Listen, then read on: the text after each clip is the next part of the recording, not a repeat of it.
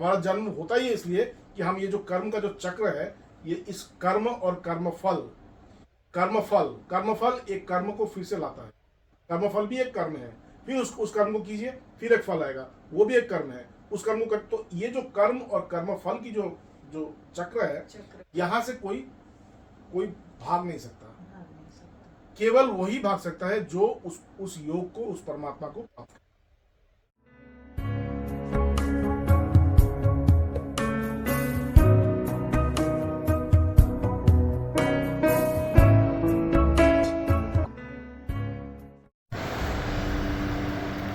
नमस्कार, मैं डॉक्टर जया रॉय पुनः अपने 14वें एपिसोड को लेकर के आप सबके समक्ष उपस्थित हूँ। बातों बातों में श्रीमद् चर्चा लेकर आज हम कर्म योग की ओर प्रवेश कर रहे हैं और हमारे साथ हैं स्वामी प्रभुदानंद जी। स्वामी जी प्रणाम, आपका मैं हृदय से स्वागत एवं अभिनंदन करती हूँ। और आज हम कर्म योग के पर बढ़ेंगे, तो उसके विषय में आप हमारे दर्शकों को बताएं और हमें उस ज्ञान की धारा की ओर ले चलें। जय जी, जैसे आपने कहा कि हम भगवत गीता में ज्ञान से धीरे धीरे अभी कर्म की तरफ, जैसे कल हम लोगों ने देखा था कि कृष्ण ने अर्जुन को स्वधर्म के बारे में कहा। तो स्वधर्म के बारे में कहते हुए उन्होंने कहा कि अगर तुम स्वधर्म का पालन करोगे तभी तुम्हारा जीवन सार्थक होगा। तो ये हम सभी के लिए भी बहुत महत्वपूर्ण है। हमें भी ये जानना होगा कि हम लोग जो जिस क्षेत्र में है, तो उस क्षेत्र का जो स्वधर्म है उसको अगर वो पालन करे तो ही वो श्रेष्ठता की तरफ बढ़ सकता है। जैसे हम लोग जब आगे बढ़ेंगे, आप देखेंगे कि भगवान कृष्ण कह रहे हैं कि स्वधर्म का पालन करने से केवल श्रेष्ठता ही प्राप्त नहीं होता, परंतु स्वधर्म का पालन करके मनुष्य ईश्वर को भी अनुभव कर सकता है। तो ये इतना महत्वपूर्ण है जीवन। तो कल जैसे उन्होंने जहाँ पे हम लोगों ने अपने वाक्य को विराम दिया था, वो ये था कि हतो वा प्राप्स्यसि स्वर्गम जित्वा वा भोक्ष्यसि महीम तस्मात् उत्तिष्ठ कौन्तेय युद्धाय कृत निश्चय। अगर तुम युद्ध करते करते अगर तुम युद्ध में वीर गति को प्राप्त हुए तो तुम्हें स्वर्ग की प्राप्ति होगी, और अगर तुम जीवित रहे तो तुम राज्य को भोगोगे। और इसीलिए तुम उठो और तुम युद्ध के लिए कृत संकल्प बनो और करो। तो अभी भगवान कृष्ण अर्जुन को कर्म की तरफ ले जा रहे हैं। अब तक तो ज्ञान की तरफ थे, ज्ञान आत्मा का अविनाशी होना, आत्मा का अजन्म होना, आत्मा अव्यय, तो ये होना। तो अभी ये जो परमात्मा तत्व है वो हमारे जीवन में किस प्रकार से प्रतिफलित होगा, ये कर्म के द्वारा होता है। तो किस प्रकार से हम अपने कर्म को करें ताकि ये जो परमात्मा तत्व है वो हमारे जीवन में अपने आप प्रकाशित हो और हमारा जीवन मतलब एक दिव्यता और एक जो दैवी संपदा है हमारे जीवन में, उस प्रकार के दैवी संपदा आ जाए। तो पहले उन्होंने कहा, श्री भगवान उवाच सुख दुखे समे कृत्वा लाभा लाभो जया जयो ततो युद्धाय युजस्व नैवं पापम अवाप्स्यसि। तो जब भी हम कोई कर्म करने के लिए जाते हैं तो उस कर्म को करने के समय दो प्रकार का फल हमें मिलता है। एक, आप अगर सिद्ध हो जाए, अगर आपको अगर विजय प्राप्त हो, या आपको पराजित हो सकता है। तो बहुत समय क्या होता है कि हम पराजित होने के भय से हम लोग कोई कर्म करते ही नहीं है, या विजय होने की प्रत्याशा से या अधिक अपने ऊपर मतलब विश्वास से हम लोग उस युद्ध को हार जाते हैं। भगवान कृष्ण कह रहे हैं कि जब तुम जिस कर्म को करोगे उस कर्म को इस प्रकार से करना कि इस कर्म का जो फल मिलेगा वो कुछ भी हो सकता है। उस फल के बारे में ना सोचकर, उस फल को उस प्रकार से ना सोचकर कर्म के ऊपर ज्यादा ध्यान दिया करो। सुख दुखे समय कृत्वा, जैसे तुम्हारा जो कर्म है उस कर्म के फल या तो सुख आएगा या दुख आएगा। तो इन दोनों सुख और दुख के बारे में ना सोचकर, सुख दुख के समय कृत्वा, दोनों को समान समझकर, लाभा लाभो, लाभ और अलाभ, मतलब कोई भी कर्म करने जाएंगे तो उसमें आपको लाभ होगा या आपको अलाभ होगा। तो इन दोनों को भी आप मत उतना उनके बारे में उतना चिंतन मत कीजिए। लाभा लाभो जया अजयो, मतलब जय और पराजय, ये जय और पराजय, लाभ अलाभ, सुख दुख, इन सब के बारे में ना सोचकर तुम ततो युद्धाय युजस्व, इन सब के बारे में ना सोचकर युद्ध करो, इस युद्ध में प्रवृत्ति हो। इस युद्ध, ये जो जीवन युद्ध है, वहां पे तो अर्जुन वहां पे कुरुक्षेत्र के युद्ध में खड़े हैं, लेकिन हमारे लिए ये जीवन युद्ध है। तो इस जीवन युद्ध में तुम प्रवृत्त हो, ततो युद्धाय युजस्व। और इस प्रकार से अगर तुमने कर्म किया तो किसी कर्म का जो इसका जो पाप है वो पाप तुमको नहीं लगेगा। ये कहने का उद्देश्य ये है कि एक जगह पे भगवान कृष्ण और ये कर्म का नियम भी है, कृष्ण एक बार इस जगह में कहते हैं कि सर्वारंभा ही सर्वारंभा ही दोषेण, जितने भी कर्म हैं उन सभी कर्मों में ही कोई ना कोई दोष अवश्य रहता है। कर्म आप जो भी करें उस कर्म में दो प्रकार के फल होता है, एक है कि जो शुभ फल है और दूसरा होता है जो अशुभ फल। इसको उन्होंने क्या कहा था कि देखो जो भी कर्म तुम करते हो, जैसे हमको अभी हमारे यहाँ पे अंधेरा है, तो अंधेरा है तो हमने इस अंधेरे को दूर करने के लिए हमने यहाँ पे एक वो जलाया, एक अग्नि को जलाया। तो अग्नि जला, चारों तरफ प्रकाश हो गया, लेकिन उसी अग्नि से धुआं उठा और उस धुआं ने उस अग्नि को ढक दिया और फिर से ये अंधेरा हो गया। तो मैंने तो धुआं तो नहीं जलाया था, मैंने तो अग्नि जलाया था, लेकिन अग्नि ने धुआं को अपने आप, वो अग्नि से धुआं आया और धुआं आते ही फिर से अग्नि ढक गया। तो ये जो अग्नि से धुआं आना, ये कर्म का ही फल है, एक और फल है कर्म का। मेरा कर्म का एक फल तो है अग्नि का प्रकाशित होना, लेकिन केवल अग्नि का प्रकाशित ही नहीं होता, उसके बाद भी एक और फल होता है जो उसके विपरीत होता है।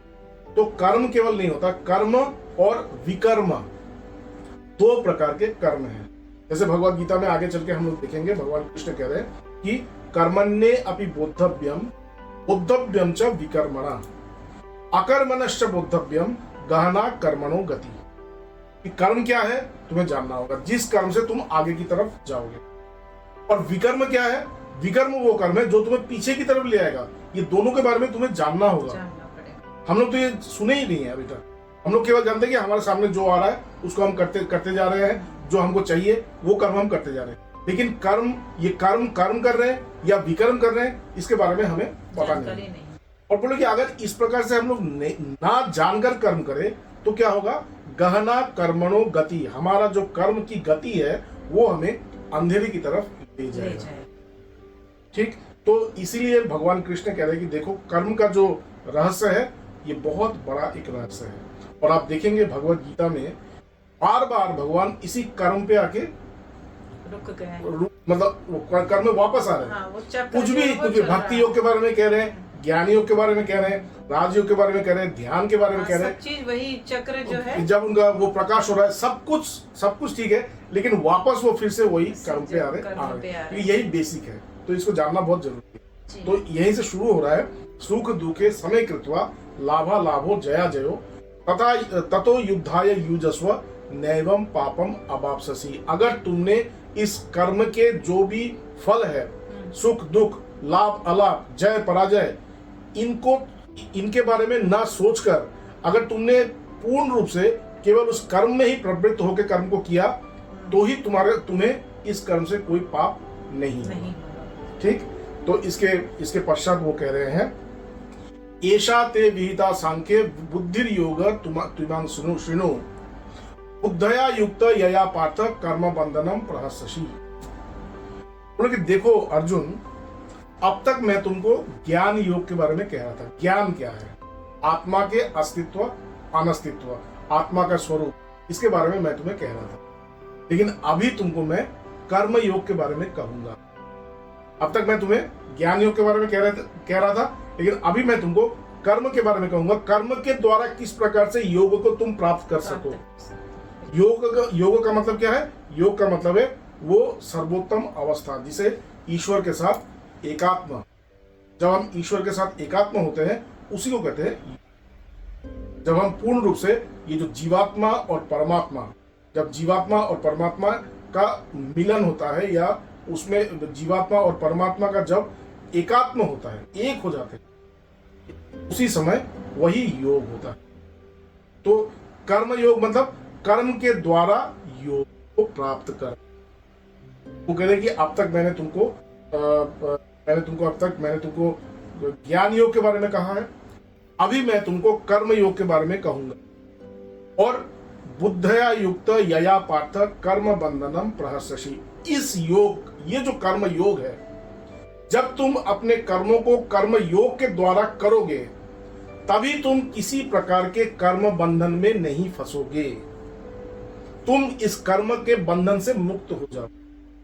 और इसी कर्म के बंधन से मुक्त होने के लिए ही हम लोग इस संसार में जन्म लेते हैं। हमारा जन्म होता ही है इसलिए कि हम ये जो कर्म का जो चक्र है, ये इस कर्म और कर्मफल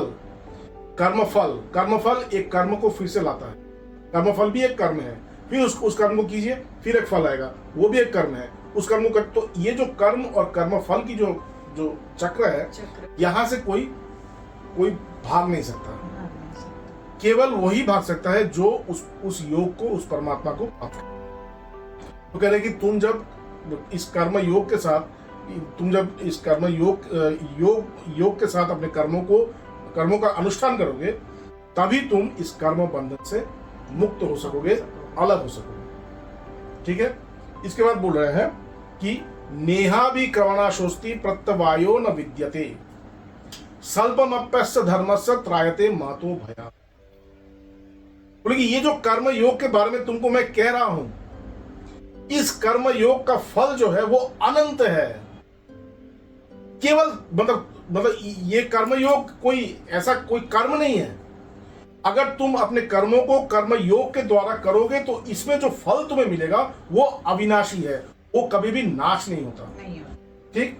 और अगर इस कर्म योग को करते समय अगर कहीं पे तुमसे कोई चूक हो जाए, कोई भूल भी हो जाए, क्योंकि कर्म योग को करने का अर्थ है कि हमेशा ही कर्म फल से अपने आप को अलग रखना, अनासक्त रखना। कभी कभी हो सकता है कि तुम कर्मयोग की अनुष्ठान करते हुए ये भूल जाओ कि तुम्हें कर्मफल से अपने आप को अनासक्त रखना है, अपने आप को अलग रखना है। लेकिन तुम कर तो कर्मयोग रहे हो, तो कर्मयोग को करते समय अगर तुमसे कोई चूक भी हो जाए तो उसे चूक नहीं माना जाएगा। तो ये एक आध्यात्मिक जगत का एक सबसे बड़ी बात है। जैसे हम लोग इंग्लिश में कहते हैं कि पावर ऑफ इंटेंशन।